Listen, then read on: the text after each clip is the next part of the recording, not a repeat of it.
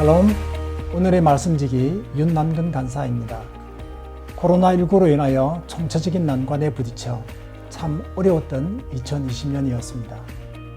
비록 어렵지만 풍삼 큐티를 통해 그리스도인들은 무엇을 바라보며 살아가야 하는지를 정확하게 알고 오늘도 복된 하루를 누리시게 되기를 소망합니다.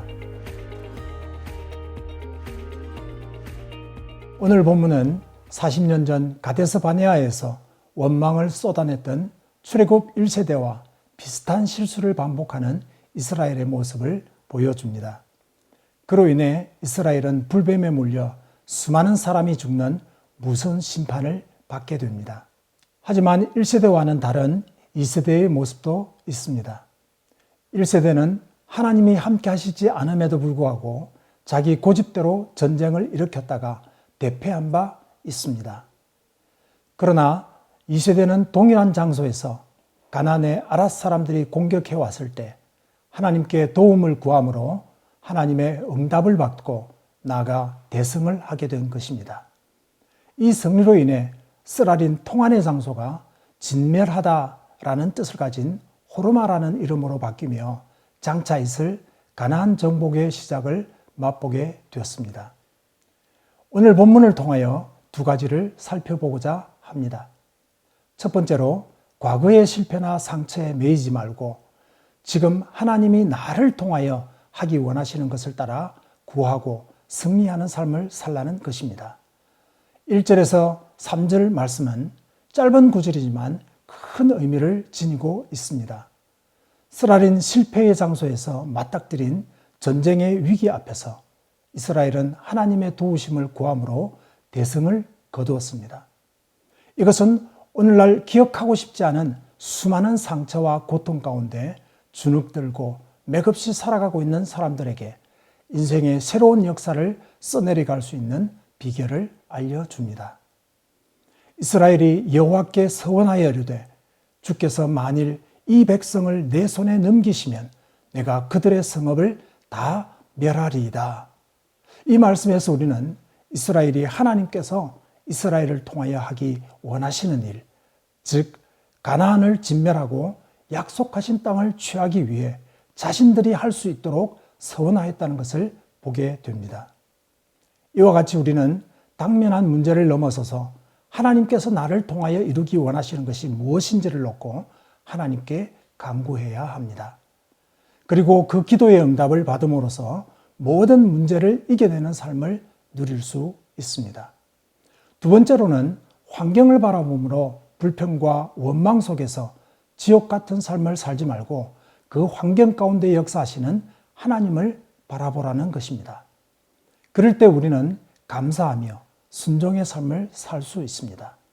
4절부터 9절 말씀은 에돔이 길을 열어줄 것을 허락하지 않자 이스라엘이 불평하는 장면이 나옵니다. 홍해 길을 따라 에돔 땅을 우회하게 되자 마음이 상했던 것입니다. 이러한 모습은 늘 은혜 속에 살면서도 때때로 만나게 되는 자그마한 어려움에 금방 원망과 불평을 쏟아내며 하나님을 대적하는 어리석은 우리의 모습을 보여줍니다.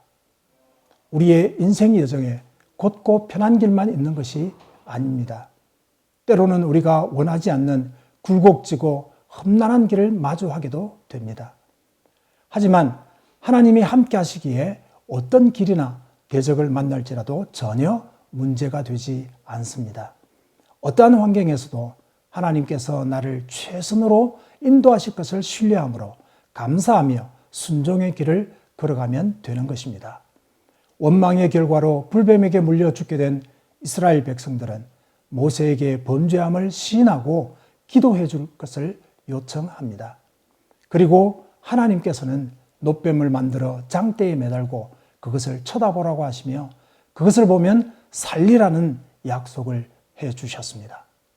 그리스도께서 우리를 위하여 저주를 받은 바 되사 율법의 저주에서 우리를 속량하셨으니 기록된 바 나무에 달린 자마다 저주 아래에 있는 자라 하였음이라 고한 갈라디아서 3장 13절의 말씀은 이 불뱀 사건과 십자가 사건을 연결 짓습니다.